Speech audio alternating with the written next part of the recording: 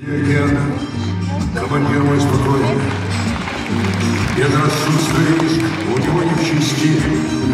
Позади караван, я корабль конвоя, и обязан свой транспорт домой довести, а мне тесно в строю, и мне хочется боя. Я от бака даю, да в лихорадке дрожу, но приказ есть приказ, я корабль конвоя. Это значит, себе я не принадлежу. Но приказ есть приказ, я корабль конвоя. Это значит, себе я не принадлежу.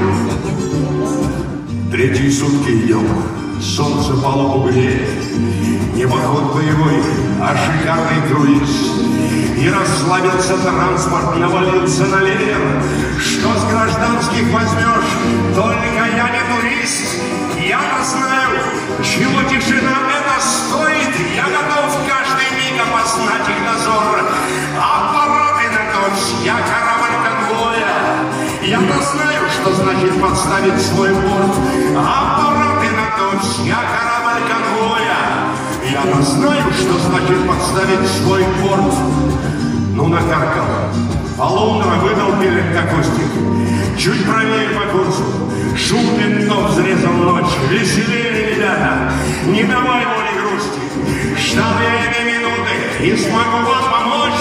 Мы догоним ее. Но зачем? Что такое? Почему стоп-машина и я в дрейфе лежу? Почему я не волен? Почему я в конвое?